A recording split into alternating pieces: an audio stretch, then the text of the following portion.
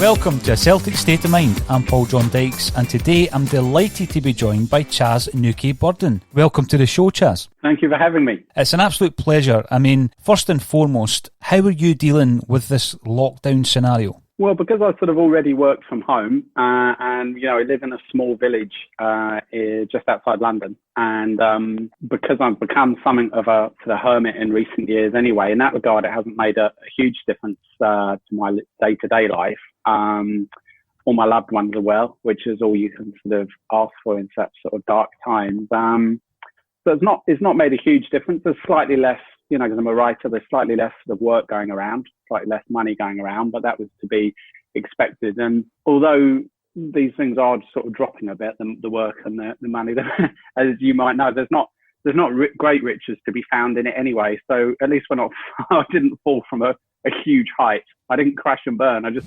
slipped off a sort of low-hanging branch. I always remember, Chas, when I embarked on my very first writing project without a publishing deal, without a clue as to what I was actually doing and what it entailed. The first thing I did is I spoke to the established Celtic writers, so it was people like Pat Woods, Tom Campbell, David Potter, and a trend developed because in the opening paragraphs or conversations they said, there's no money in writing Celtic books. So I think they were trying to establish in my mind that don't get into this if your idea is that you're going to make loads of money and then retire at an early age. But obviously the love of the subject and the passion for writing keeps you going. I am amazed and astounded that at the age of 46, you have had, at the last count, 29 books published. Is that up to 30 now? That sounds about right, yeah. It's enough that I've lost count. That is hugely impressive. Are you disciplined on a day-to-day basis? Does it come in creative sports? How do you go about that level of output? Well, the first job I got in journalism was a football mag called 90 Minutes, which you might remember, but some of their listeners might, be too young to remember. But basically, it was in the mid-90s. It was an irreverent football weekly. And it was actually beat that sort of path down of irreverent football coverage, because nowadays, there's a lot of football coverage is irreverent and humorous, but at the time, 90 Minutes was actually stood out as kind of like, because we take the mick a bit, it was kind of like that jumped out for that reason. Anyway, when I worked there, my first editor there, Eleanor Levy, she always used to say to me, Chas, you write so quickly. Like it's because she'd come in, she'd say, give me, 1,000 words on, I remember one of the early ones was on Ray Wilkins of all people. And so I just sort of wrote it. And she read it. She said, this is really good. But she said, literally, it would take most people 5 times that time to write it. So eventually, after many editors sort of saying this to me, I thought, well, really, I should look for some sort of field where this will be a major advantage, where you can get ahead of the pack by writing fast. And I sort of found it in writing these sort of non-fiction books, which I started writing about 15 years ago. And I sort of fell into it to a degree because a publisher came to me and they said, do you want to write the Arsenal annual, the official Arsenal annual? And I said, yeah, I'll do that. Obviously, it wasn't a great deal of writing involved, but it was more compiling it.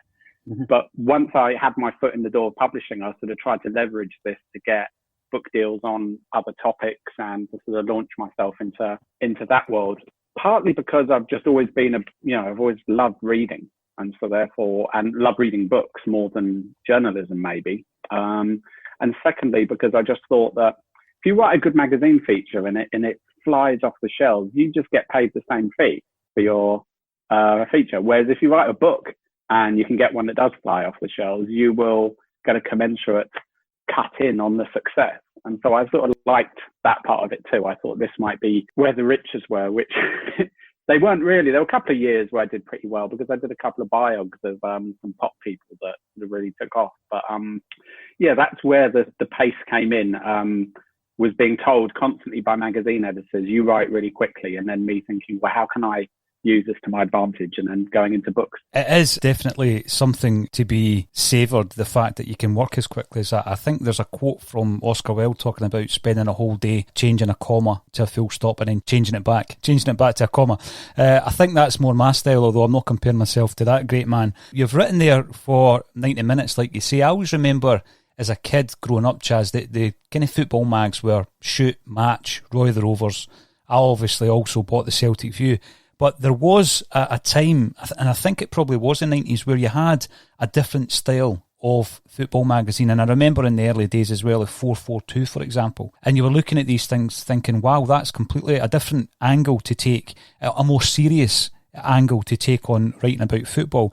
And we now have some fantastic publications that come out irregularly or quarterly, and they're beautifully packaged, beautifully designed. And with regards to the football writing aspect of your career, is it something that it was more of a case of trying to get under the floorboards with people like a lot of these magazines did? How important to you is the interview process and interviewing players? Or is that difficult? Is it difficult, Chas? Because a lot of footballers give you stock answers, don't they? Yeah.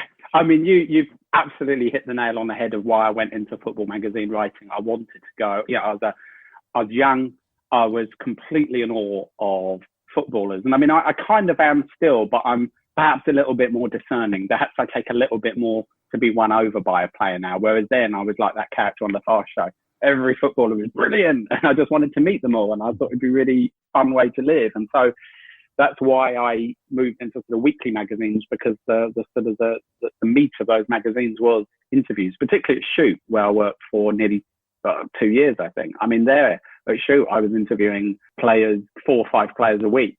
And because it was Shoot and for kids, these were all, by definition, pretty much all the big names, because kids weren't interested in, a right back at Aston Villa. They wanted to speak to, well, at the time it was Shearer, Owen, Beckham, Giggs, all people like this. So I'd just sort of fly around the country and train around the country, going and interviewing these people. And I'd love to I wish I could be bitchy, and I wish I could sort of, flag them all up a bit or whatever, or come up with some sort of stories of hell. But I actually quite enjoyed it. And they actually genuinely, look, I mean, the amount that players get paid and, structural inequalities in both football and in society are things that I'm very passionate about, to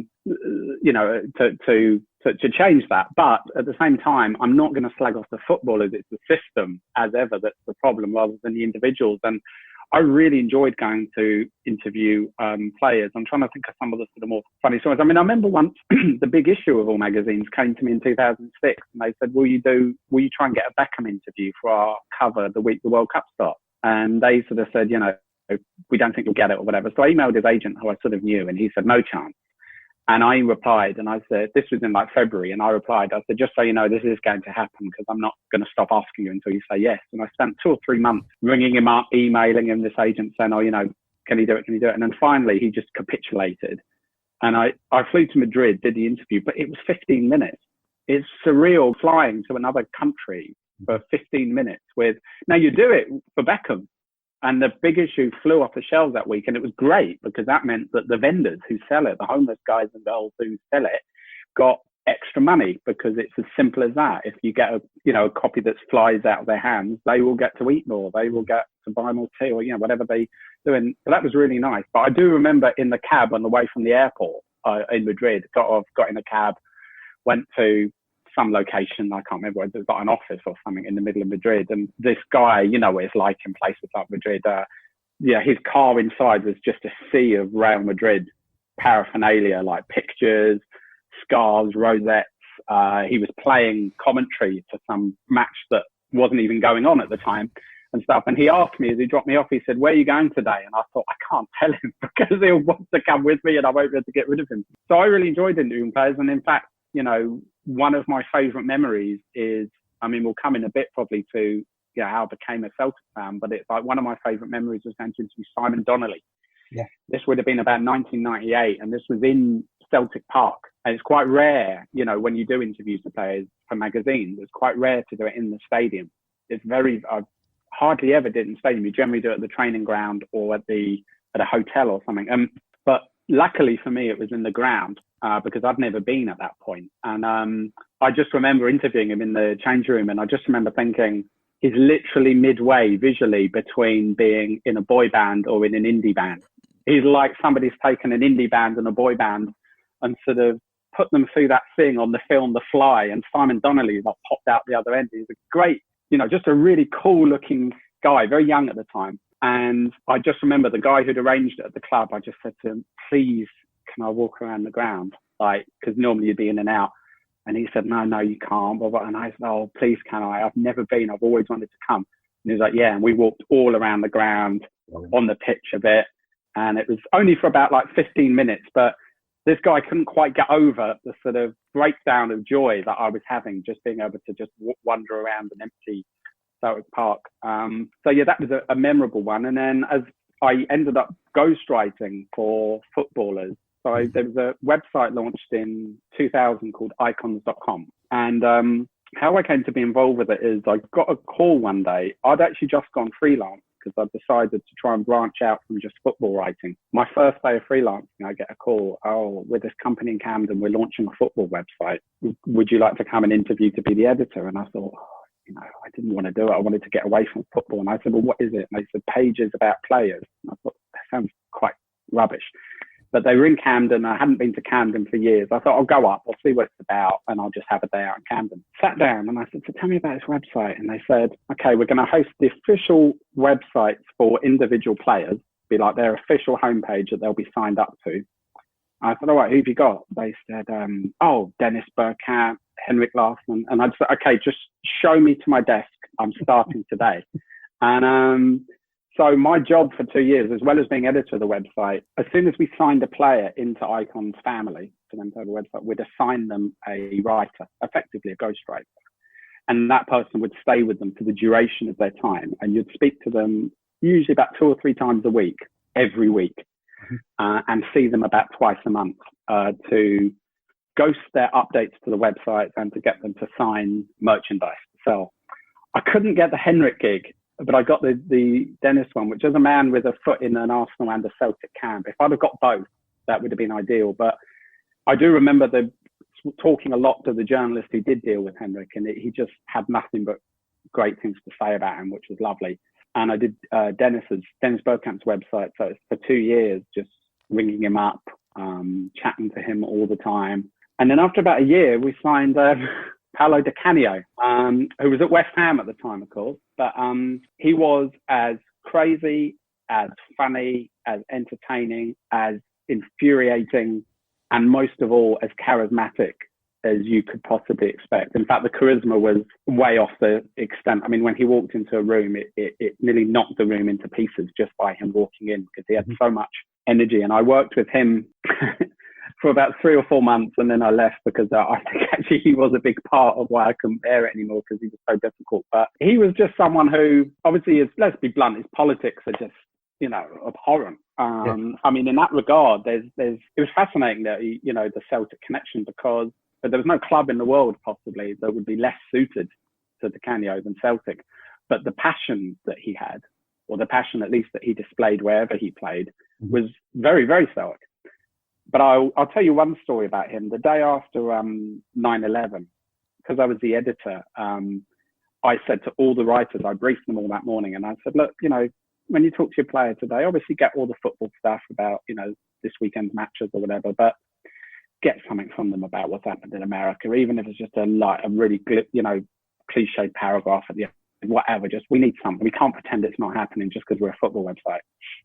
And we did indeed get quite bland sort of, you know, thoughts and prayers with, you know, I was there last summer and I can't believe it's the skyline all look different. And not with Paolo, right? I said to him, I talked to him about the match, and I said, do you have anything to say about what happened yesterday in America, Paolo? And an hour later, he finally drew breath. Okay, long answers. I'm already doing long answers myself, so I've not really got a leg to stand on there. But this manifesto he had made George W. Bush look like Mahatma Gandhi, right? But, I mean, it was shocking. But what I will tell you is two other things. Number one, he knew his stuff. I'd watch Newsnight the night before, and they were trying to get, like, who is the Taliban? Who is Al Qaeda? How do they differ? Who is bin Laden? Was he involved with Russia? Paolo knew all about militant Islam, not necessarily in the most balanced or liberal sort of way, but he knew his stuff. His solution to 9/11 was uncompromising, to say the least. And you won't be surprised to learn that midway through the call, I got a text on the very phone I was speaking into from his agent saying, let him get it out of his system, but don't put a word of it on the website.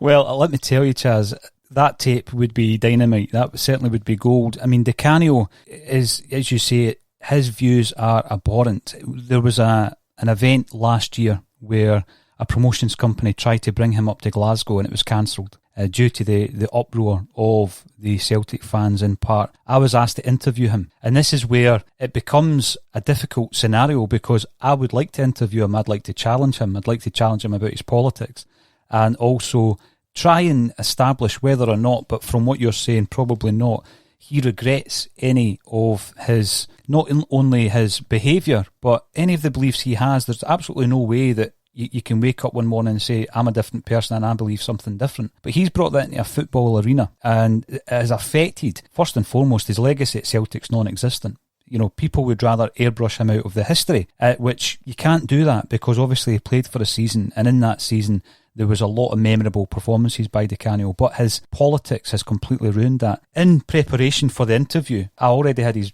autobiography and I bought a book called Fascist Voices, and that was part of my research to actually interview Paolo and put a lot of challenging questions to him. But the Celtic fans would rather we didn't speak to him at all. What's your view on that? Is this something that he is unusual in that he has a different layer to him than most footballers? But would you rather challenge that, Chas, or just airbrush him out of the history books? In terms of Celtic, I think it would just be nice to just forget about him. In terms of football, yeah, I think he should be challenged. Partly because I think such sort of views should always sort of be challenged. I'm not one of these people of, sort of starve them of the oxygen of publicity. That doesn't really sort of work. And there's enough of the world in retreat from political brutality at the moment. There's enough retreating from it. And we've learned over the last, I'd say 5 years particularly, that it doesn't work. It doesn't work being in retreat. And it also doesn't work being, trying to be too Christ-like in the face of Satan, if you like. Do you know what I mean? It's like, the other reason why it'd be good to see him challenged is just because, like I said, much as I disagreed with everything he said, his knowledge and his sharpness, I think, would really, really surprise people. So altogether, it would make for a dynamite interview to have someone like you and him go against each other, because you both, you'd be surprised, I think, by how much he knew about his sort of pet topics. But I do think that they would probably, collapse, or at least he would be held up for what he is, because it's quite ironic that growing up, I've been thinking a lot before we've spoken. I've been thinking about, how my sort of odd journey, to become a Celtic fan. And I think one of the things that I learned very early in life as a football fan is that not all football fan bases are the same. And you see, this is key to me with why I, love Celtic, is because I don't believe ultimately that, in every fan base you have, a few bad apples, a few passionate people, a few quiet people. Of course, there are those aspects, but en masse, a fan base, they are very distinct. So from my point of view, I remember as a kid going around clubs in London. I'd just go to whoever was playing on a Saturday afternoon at home. And so I'd go to Fulham one week, the most sort of gentle, sort of sweet fan base in the world. And then this is like in the early 80s. And then I'd go to Chelsea the following week and I'd see people, and I'd hear racist chants en masse, and see people literally 20 yards from me having their faces sliced open. And I think at that point I learned, okay, they're not all the same. And then this extrapolates on an international level, because again, as a kid, I would watch international tournaments and I'd see, let's just say, the Irish fan base and the England fan base. Two, in many ways, lots in common, lots and lots and lots of young men going away, getting absolutely tanked. But that was when everything changed, because most of the towns and cities that Ireland went and played in, they would love their fans to have gone back. They kept them entertained. They were tanked, but they were glorious. Most of the cities that the England fans went to, certainly at that time, would have quite happily banned them, and you could understand why. And so I think because I noticed that there's these huge variations between fan bases, therefore a club's fan base became incredibly important to me in my view of that club. It would be almost less important in a way than the players on the field, if that makes sense. You know, what you're talking about there is discovering a club, and it's interesting to hear that your journey is completely different from myself, where you're born into a family who all support Celtic and have done for generations, and there is no choice. And you know, when you're old enough to start thinking about it and retracing your steps, you realise that, or you would like to think that even if there was a choice, you would choose Celtic. But a lot of Celtic fans have had a choice at some stage, and they've chosen St. Pauli in Germany. And that comes down, like you say, to the mentality and the state of mind of the fan base and the way that that's built up over the years. And I think that is so important. I probably didn't understand it growing up when I started going to the games with my dad and my uncles and my cousins. But it's only now when you start retracing your steps and asking yourself, why is Celtic this club like no other, which is becoming something of a cliche, Chas, but there is a lot of important resonance in that. And what you've said is absolutely spot on. I don't think, and I've been in other fan bases in stadiums watching games, I don't think I would feel as though I belonged, you know, in another football stadium supporting another team. And it comes down, there's always this big argument, support your local club. And I think there's a massive importance on that, particularly now and following the pandemic. And I have supported my local club financially in the past, but I have absolutely no connection to any club except for Celtic Football Club. And that goes right back to my family's roots, my beliefs, and just the acceptance. And when you go to the game, you actually feel part of it. You actually feel comfortable being there, and there is a connection. Whereas if I was to go to, let's say, Hibs or Hearts or Dunfermline, I don't get the same feeling. So there's the famous quote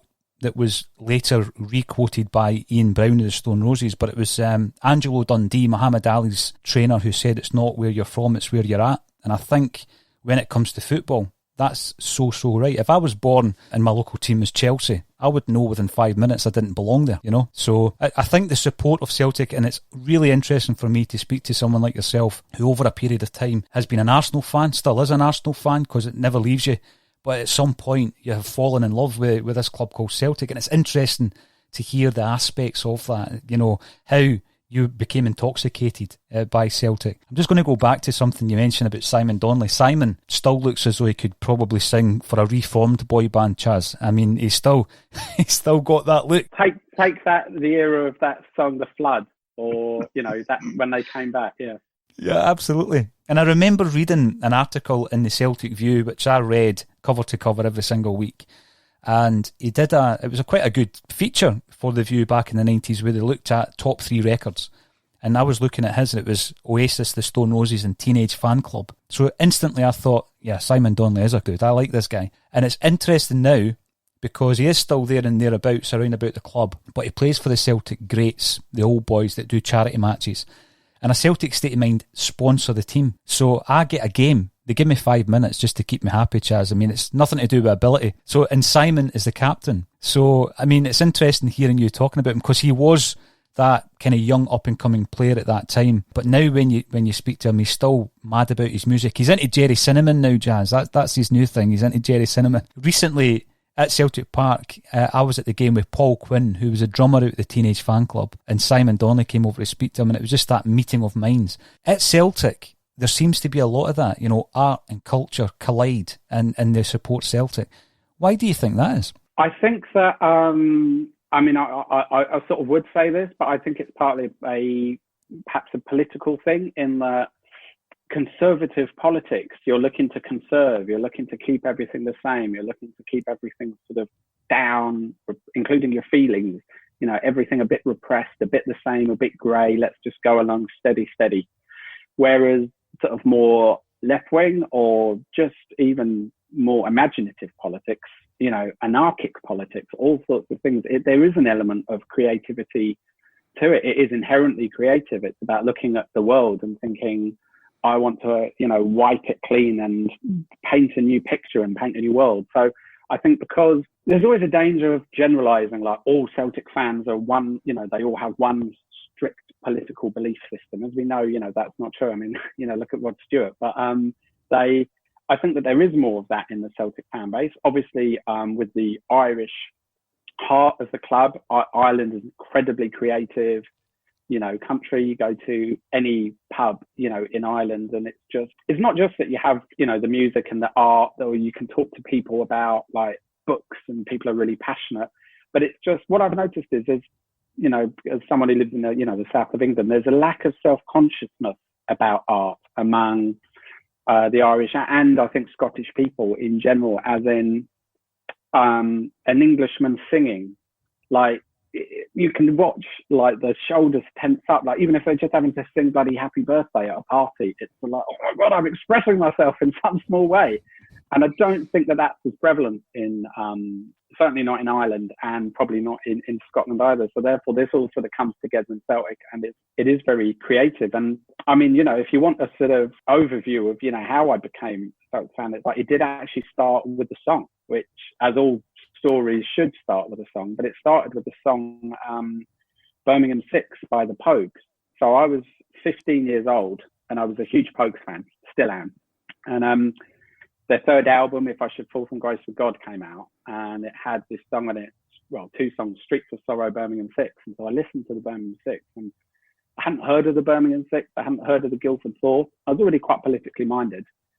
And when I heard about these guys, doing life sentences for, for bombings that they hadn't done and stuff, I just instantly, I bought a book about it by Chris Mullin, Error of Judgment. I wrote to him and I said, is there a campaign group? And he wrote back, he said, yes, this is who you should speak to. And for the next 4 or 5 years of my life, all I really did was campaign for people who had been wrongly imprisoned. So there was the Birmingham 6, the Guildford 4, the Bridgewater 4, who some people might remember. This was actually some Brummie guys who had been framed for killing a paper boy during an armed robbery. And then the Tottenham 3, which was from the Broadwater Farm riot. And so me, 15 years old, having grown up in a sort of leafy part of southwest London sort of thing, to suddenly be hanging around with these really smart and really principled Irish people was it was really brilliant, but I didn't think it was odd at the time. But of course, looking back now, none of my friends did that. They were going to, I don't know, whatever people normally do. And the backdrop underneath, when we talk about the case, we'd travel around the country and visit the Birmingham 6 in prison, we'd lobby for them, we'd do all sorts of stuff. But the backdrop conversation, the soundtrack to our days, was them talking about Celtic, endlessly talking about Celtic, to a degree that not even you and all your guests combined could manage. You'd soon be saying, can we just change the subject? And so I just started looking out for Celtic scores at the weekend. I was like, I want to, Celtic have won, Paul and Jerry will be happy or whatever. And it was just so funny. And then after a while, I just got swept up in it. I was like, I want Celtic to win now. And then one night, it was actually at a meeting that we were doing about one of the cases. At the end, one of them came over to me. He said, Celtic are in London tonight. I'm like, no, you're joking. Why didn't you tell me? He said, yeah, they're doing it was a testimonial. And so I went along afterwards. In the ground was just emptying and stuff, and I just saw, and all the Celtic fans came pouring out and stuff, and I just remember thinking straight away, this is to me what a football fan base is, exactly how I think it should look and sound and behave and be. I loved also around that time Brady was taking over at Celtic, and although that didn't work out, that was a really exciting link for me, and obviously the Charlie Nicholas link. Charlie was my first proper Arsenal hero, and so whether I adopted Celtic or Celtic adopted me, I don't know. And I remember subbing to all the fanzines, like Not the View, and once it's him subbing to the Celtic View. And then what I just got straight away, even in that non-digital world, was the sense of the warmth of the Celtic fan base, because I wrote to the fanzines and I just said, is there anyone who can, like, if I pay, like, whatever it is, like, who can send me VHSs? Straight away, just got tons of letters. Yeah, no problem. Yeah, you don't need to pay. I'll send you and I'd have these videos pouring through my letterbox. In the end, I had to tell some of them, look, thanks, but like I'm getting it so often, I'm getting it 10 times over. So, and so I just sit and watch matches the whole time on VHS St Patrick's Day Massacre remains my favourite game of football ever played. I mean, to beat Rangers on St Patrick's Day, to have 3 Rangers players sent off, 3 Brits at that, it was just brilliant. And, you know, Mark Haitley telling the referee to come to him. That's right. Terry Hurlock, I mean, just looking at Terry Hurlock is like cinema in its own. I mean, what a Rangers looking man. That's Rangers all in like one being. And I just remember watching that and just thinking, oh my goodness, I would have loved, you know, to have been at that match. Which brings me to the next sort of oddity about it, was because I started talking to these guys who I campaigned with. And, they were saying, oh, you're getting proper into Celtic, good lad, and all that. I got more and more into it. Then after a while, they're saying, oh, you're even more into it than us at some stage. But I kept saying, I want to go to Parkhead. And they said, no, you'll get the shit kicked out if you don't go there. You can't go there. Not you. Like, you will not survive. You will not walk out alive. Looking back now, I suspect that they were probably winding me up, and that me being a kid and quite an anxious sort of person sometimes, that I probably took it on a bit too seriously. And so therefore, although I saw them in testimonials, several testimonials, I saw Celtic in several testimonials down south, and obviously I went, as I said, to Parkhead to interview Simon Donnelly. It took me until, and this is really shameful, it took me until February of this year, 30 years basically of all of this. It was only when I got into the grounds and I updated my Facebook to say I've waited. And then I thought, how long is it? And I was like, 30 years. I thought it was like 10 years. And I finally went to the St Mirren game. Mm-hmm. No, not St Mirren game, the Hearts game first. Got a friend of mine, Alan, to come up with me. I thought if it does kick off, I can push him into the throng and run away. Yeah, I just went in, and honestly, it was, in all seriousness, it was everything that I hoped it would be and more. And when, you know, it was You Never Walk Alone at the beginning, I was aware of, you know, the tradition around that song, obviously with the scarves and whatever. But when I did that, it genuinely felt almost like a spiritual sort of initiation. And in that, because I went up fully expecting that I might be let down. You know, they say don't meet your heroes. And I thought this could really, really backfire. But then I thought, well, at least then I can put it aside and get on with the rest of my life, battered and bruised, but happy. Not literally battered and bruised. But yeah, it was everything I hoped it would be. That felt like an initiation moment with the scarves. We were sitting quite near the Hearts fans, and the guy sitting behind us spent the entire match calling them Tory rats, which was quite funny. Yeah, I'd waited all my life to have a fan base where you heard stuff like that shouted. And then obviously in the second half, Rangers were, I can't remember where they were, maybe Kilmarnock. They were capitulating, weren't they, in the second half of that match, which just made the atmosphere even better, because it was like it felt like in any moment either Celtic were scoring Parkhead or Rangers were conceding at their match. And I just got home and I was like, this is it. This is everything I wanted. And I should say, you know, you might sort of ask, where's Arsenal among all this? You know, been going there most of my life and all of that. What really happened was, long before Arsenal left Highbury, I felt that the club was really, really changing. Not just at the pace that all clubs are currently changing in the top, you know, leagues. This felt to me like an accelerated thing. And every time I went, I was feeling like this is less like the clubs that I fell in love with. This is less like the sort of experience that I want to go to. And I remember when they announced that they were, you know, the club was moving from Highbury, a guy called Mike, because I wrote for an Arsenal fanzine, and he came up to me and he just said, Chas, I'm not going anymore. Once we leave Highbury, I'm not going. And I said, that'd be silly. It might be great. Then he said, Chas, it won't be. And he says, and I know you're going to hate it more than most, because it all the aspects of football that you hate are going to be accentuated by this. He just said, get out and don't ever go back, and just accept that the club's dead. I didn't listen, because you don't just give up like that. But my God, he was quite right. I mean, everything he said is exactly how it's gone. And I tried, I carried on going, and I saw every year in the new stadium, it become less and less like the club and the fan base and the experience that I felt part of. And the final blow, I guess, for me was, it wasn't just Wenger going. I was a ridiculous Wenger disciple right till the end.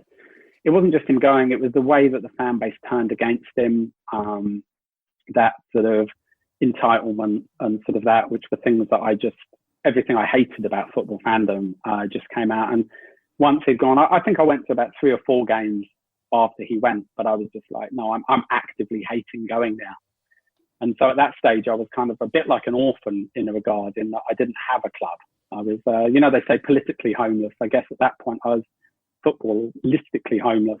But of course, there'd always been Celtic in the background with me. Yeah. And then it just suddenly made sense. Of like, I should have just gone with Celtic in the start from the early 90s. But I find this intriguing because one thing you said there, Chas, about never meet your heroes, and I'm thinking to myself, imagine you did come up and the atmosphere was rubbish and you were thinking, what was I thinking for 30 years? But I'm delighted that it met your expectations. There's an excellent book by Nick Davidson called Pirates, Punks and Politics, FC St. Pauli falling in love with a radical football club. And it's a Watford fan.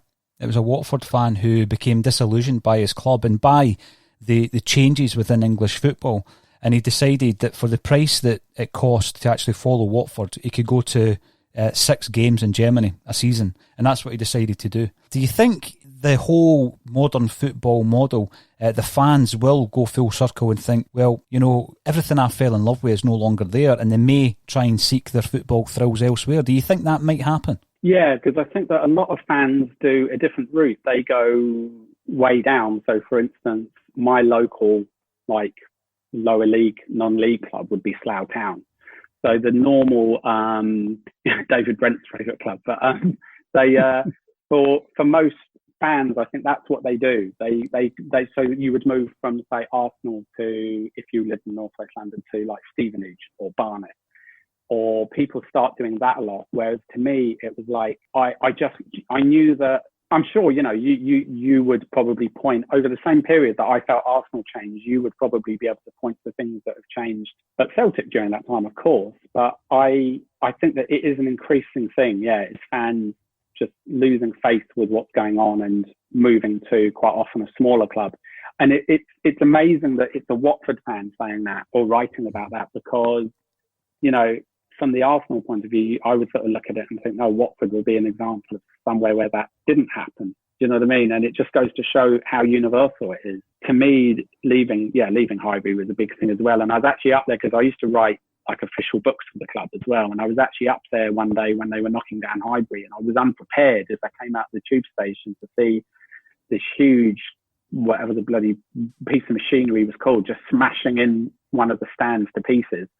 And I think that probably had a big effect on me as well. To actually watch it being knocked down was, and yeah, that is when the club sort of died. And so I think there will be a lot of it going on. And I think a lot of fans do. I think Celtic is, I don't even know how Celtic fans en masse would feel about this, but I do think Celtic is a club that a lot of people have in a similar way to how I did. And I'm not just talking about, people who have perhaps, an ancestral connection with Scotland or with Ireland, or, I think that it is for a lot of people, it is a kind of I wouldn't say second club necessarily, but they have an affiliation there. So I don't know. I've never really heard of anyone else who's made the same path that I've done, but I wouldn't be surprised if there are others. That would have been horrendous to see, because the stadium is the spiritual home of the football club, and that was one of the most important things that McCann said, Fergus McCann, when he came in, that we had to stay at Celtic Park. There had been mooted moves to Rob Royston and Cambuslang, but we stayed at Celtic Park, thankfully.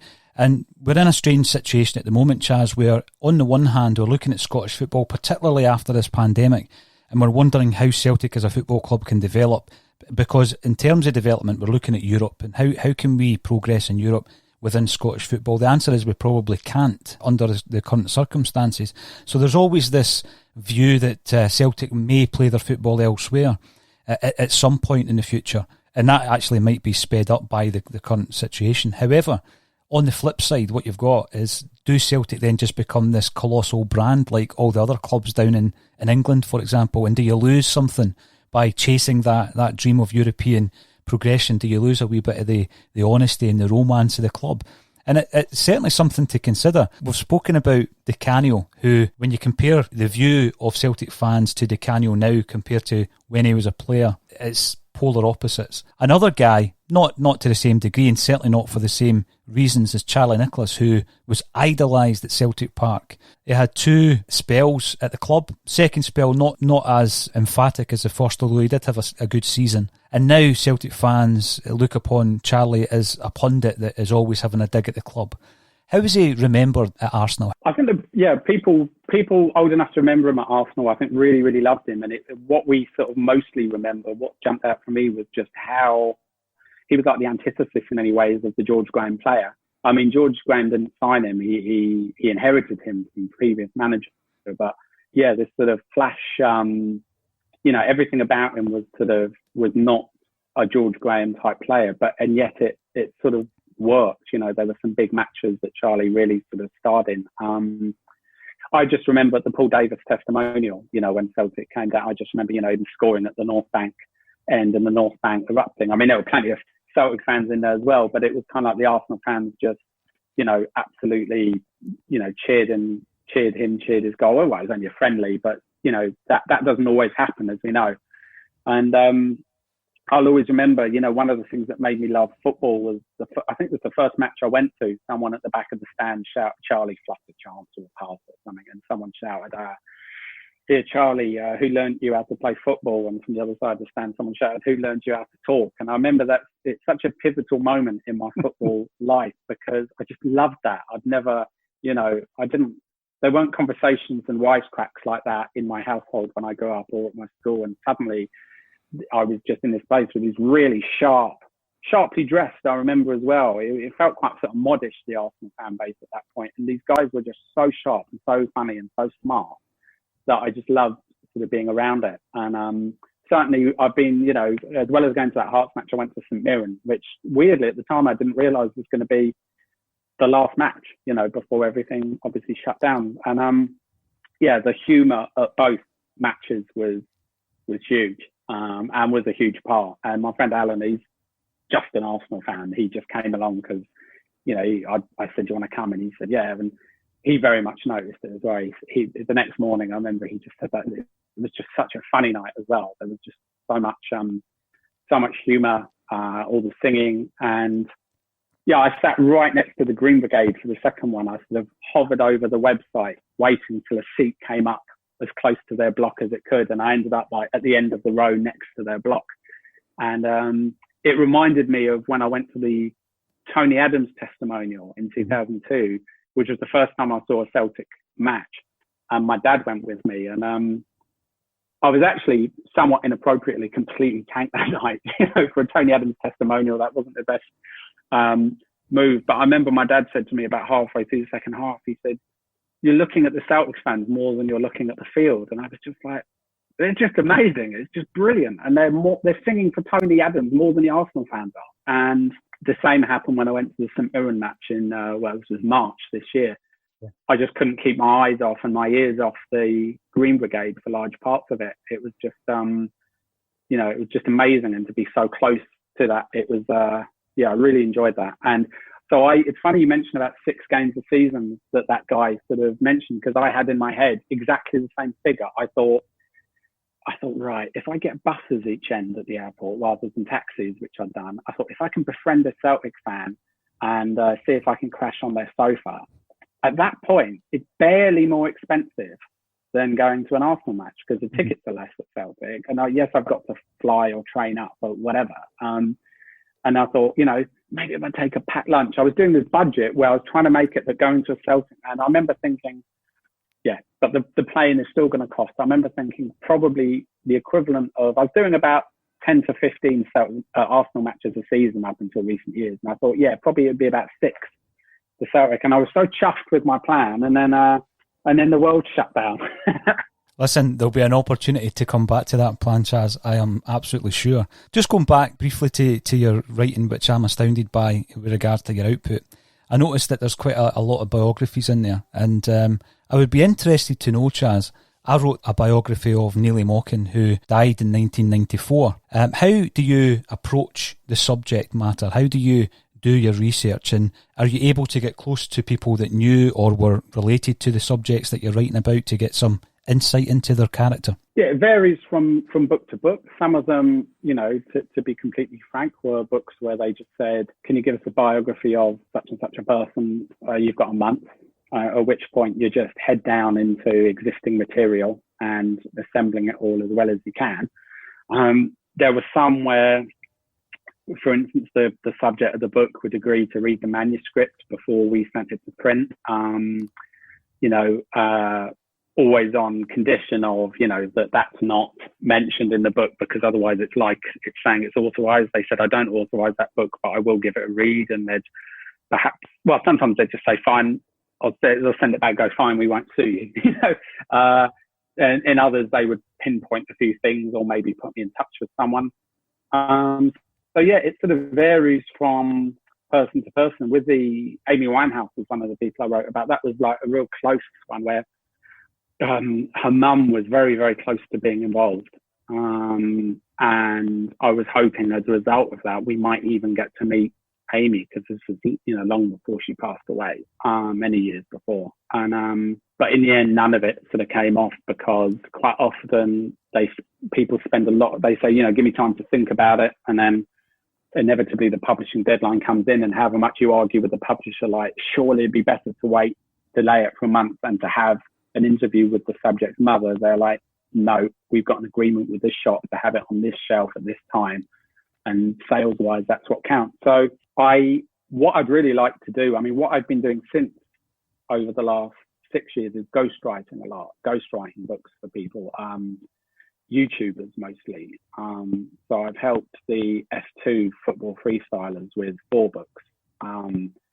And I find that much more enjoyable because, partly because the F2 guys are like really, really nice guys and very interesting and very talented and passionate, but partly because when everyone's on board with a book, it sort of feels nicer than writing a book about somebody where I don't think anybody's ever been opposed to any of my books, and I've never had any complaint, legal or otherwise, from anyone I've written about, because I don't slag them off. I don't go through people's bins. I'm not that sort of writer, but I'd love to do some ghosting with some Celtic legends. I was really upset when Paul McStay's, I understand why Paul McStay's crowdfunder thing backfired, but I'm simultaneously really shocked by it. So I understand why, because the perception still of footballers is that they're loaded, and that therefore I suppose it was sort of like, well, hang on, now you're asking us to sort of, crowdfund your book. Surely if you just rang up a publisher, they would be offering you a walloping great advance. So I think people didn't quite understand why he was doing it the route that he was doing it. So on that regard, I understand it. But on the other hand, I'm really shocked, because if any Celtic player of my lifetime or my Celtic lifetime, Paul McStay was my first hero, he's still my favourite Celtic player by a mile. You think, God, if he can't get the deal together to write a book, and yet there's me writing an unauthorized biography of Alexandra Burke and selling tens of thousands of copies. Like, what is going on in the world? I would rather read Paul McStay's book than my own book about her. Chas, you've given me an idea now. You've given me an idea because, as you know, the Paul McStay book did not come to fruition. And I was speaking to his brother Willie just last year, it was actually, and I was asking him, is this book happening? So, watch this space. I might have to put you in touch with Willie McStay. You've mentioned a player, a football player, a Celtic player whose story you would like to work on. Is there anyone from the music world that if you could choose to work on their book, that would be top of your list? Let me think. A few names have immediately come into mind, but let me think. Because he's been in my life, because I got into him in 1982, and he's just been the soundtrack of my life since. I'd say, Paul Weller would be like a name that I would definitely like to work with. However, I suspect he would be quite difficult to ghost for, because he seems to be mellowing out more now. He's becoming more of a sort of a Bowie than a sort of a uptight mod. But I suspect he'd be hard work.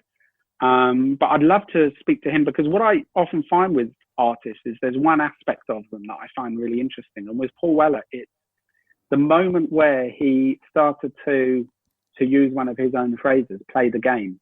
Because I used to love, when I went along to Paul Weller solo gigs, that he wouldn't play any jam material. He knew that the entire concert hall was gagging for him to just play Town Called Malice or Going Underground just once.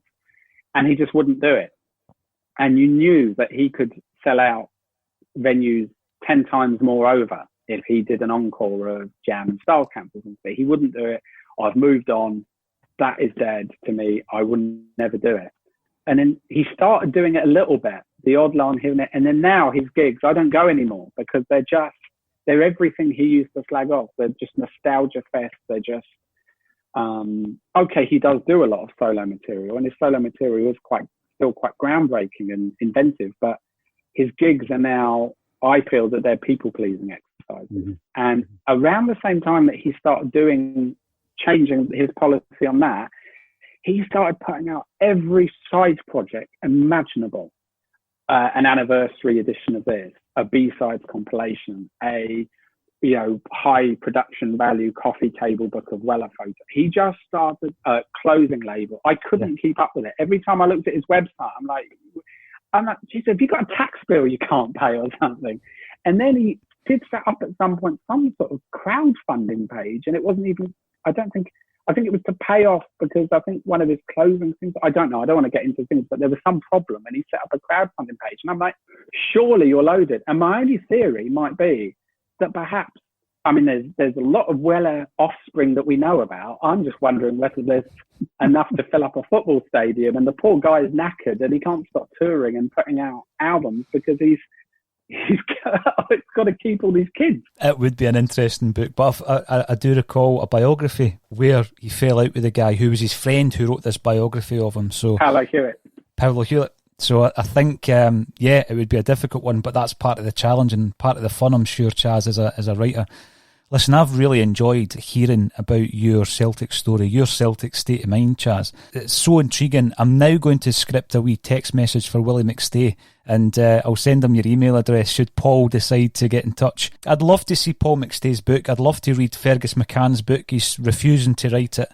But Paul McStay, aye. And with your prolific nature of writing, you probably have it done in a fortnight. So I'm looking forward to that. Listen, Chas, thank you so much for your time. And once we get through this lockdown, you should come up and be our guest at Celtic Park sometime. I'd love that. Thank you.